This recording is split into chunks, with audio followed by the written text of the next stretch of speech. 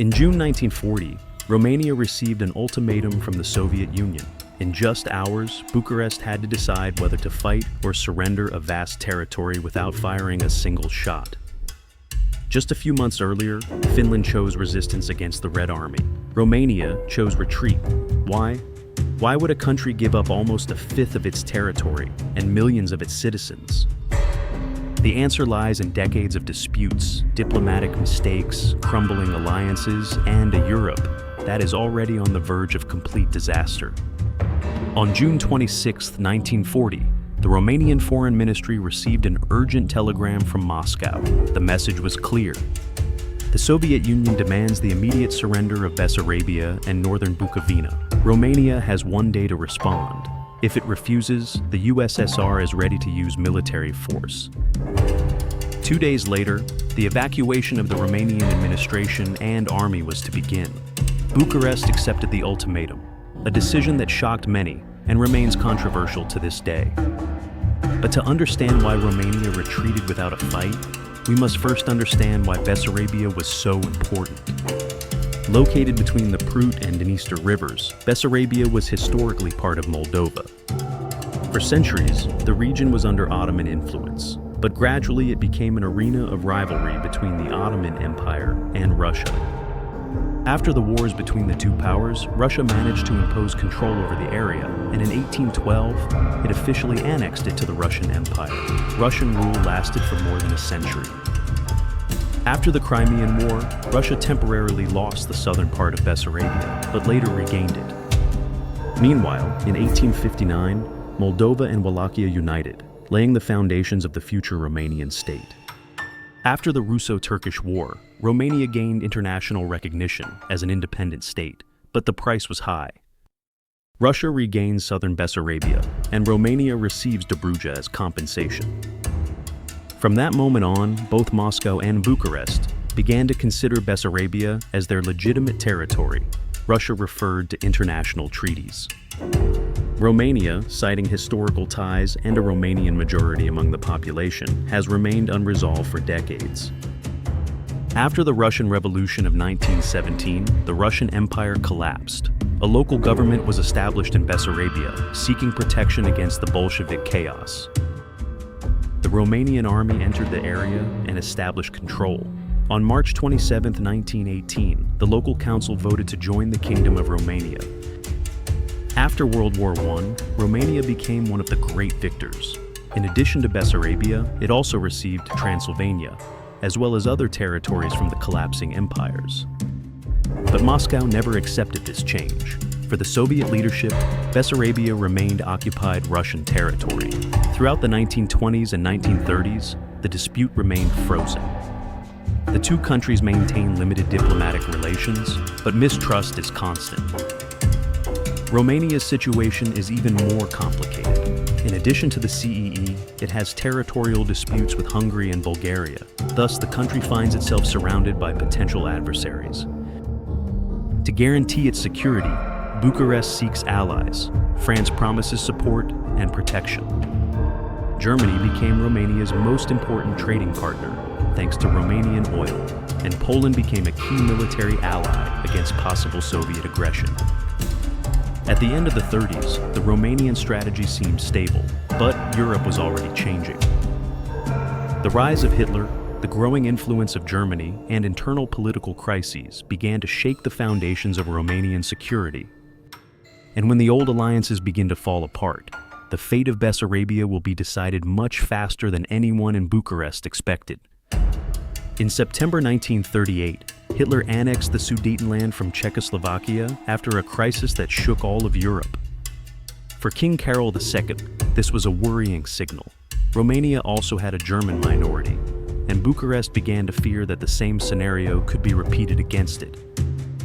Romanian politics is becoming a dangerous balancing act between Germany, France, Great Britain, and the CESR. Bucharest promised Moscow that it would remain neutral if Europe went to war, and that it would not fully align itself with Germany. But when the Romanians tried to discuss Bessarabia, the Soviet Union refused to recognize the documents with which Romania declared it its territory. This is a clear sign that Moscow has not forgotten its claims. On November 24, 1938, King Carol visited Germany. He wanted to know if Hitler would defend Romania's territorial integrity in the face of Soviet pressure. He received verbal assurances, but no official guarantee. This proved fatal. In 1939, the situation became even more dangerous. Great Britain and France gave guarantees to Romania and Greece against aggression. On paper, this looks like protection, but the reality is different. Romania tries to be close to all the great powers, but in reality, it cannot fully rely on anyone. At the same time, CCCR starts to get closer to Germany. In May 1939, Maxim Litvinov was replaced by Vyacheslav Molotov as Soviet foreign minister, paving the way for German-Soviet rapprochement. On August 23, 1939, the Molotov-Ribbentrop Pact was signed. Officially, it was a non-aggression pact between Germany and the USSR. But secret clauses divide Eastern Europe into spheres of influence. Poland and the Baltic states are put on the table as future victims. And the Soviet Union clearly declared its interest in Bessarabia. Germany accepted this, as long as the Romanian oil fields remained outside Soviet control. In other words, the fate of Bessarabia has already been decided, without the participation of Romania itself. On September 1, 1939, Germany attacked Poland. The world entered World War II. Romania became an escape route for Polish soldiers, refugees, and civil servants. Moscow viewed this as a hostile act. On September 17th, the USSR also invaded Poland. This was a warning to Bucharest. Stalin was now ready to use force to take territories he considered his own. Then came the war against Finland. The Finns put up impressive resistance, but were ultimately forced to cede territory. For Romania, the message is clear. After Poland, the Baltics, and Finland, Bessarabia's turn is approaching. In May 1940, Germany invaded France. Within weeks, the French army collapsed. This destroys Romania's last hope for Western protection. France can no longer help. Britain is far away and preoccupied with its own survival. Germany remains the only power that can stop the USSR. But Germany had already given tacit consent to Stalin. In May and June, the Soviet Union began to mass large forces on the border with Bessarabia. Romania sends its troops, but the military balance is hopeless. On June 23rd, immediately after the capitulation of France, Molotov informed the Germans that the Tsar would demand Bessarabia and northern Bukovina. Berlin has no objections to Bessarabia. Germany is only interested in ensuring that Romanian oil remains secure. After brief talks, Moscow and Berlin specified the demands. Romania did not participate in the decision. On the 26th of June, 1940, at 22 o'clock, CCCR delivers an ultimatum. Romania must hand over Bessarabia and northern Bukovina. If it refuses, the Red Army will invade. King Carol turns to the German ambassador, Wilhelm Fabricius, for support. The response is cold. Germany will not help. Berlin advises Romania to accept the Soviet demands. Thus, all promises of protection turn out to be empty words. Dramatic discussions begin in Bucharest. There are voices of resistance, but the military assessments are clear.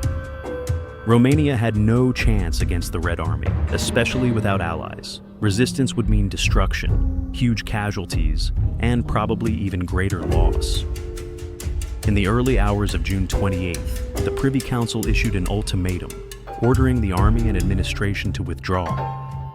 The same day, Soviet troops entered Bessarabia and northern Bukovina. Romania lost the territory without a war. But the reason is not a lack of patriotism. The reason is complete diplomatic isolation. France is defeated. Britain cannot help. Germany has agreed everything, with cessez-le-feu. Poland no longer exists as an ally, and the Red Army stands on the border. Romania has no choice between victory and defeat. It has a choice between defeat without war and catastrophe with war. The loss of Bessarabia was only the beginning. Soon Germany forced Romania to cede northern Transylvania to Hungary, and southern Dobruja passed to Bulgaria. King Carol II did not survive this political blow. On September 5, 1940, he abdicated. Romania fell under a pro-German dictatorship.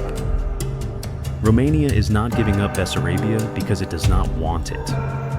Romania gives up because in June 1940, it is left completely alone. For years, Bucharest has been trying to buy time, to balance between great powers and to outplay them. Germany, France, Poland, and the CEE against each other. But when the crisis comes, all these connections fall apart. Stalin has an army on the border, Hitler has a secret deal with Moscow, and the West can no longer save anyone. This is the tragedy of Romania. Not a lost battle, but a lost diplomatic game. If this video helped you understand why Romania surrendered Bessarabia without a fight, write in the comments whether you think Bucharest could have acted differently. Subscribe to the channel, like the video, and share it so it reaches more people.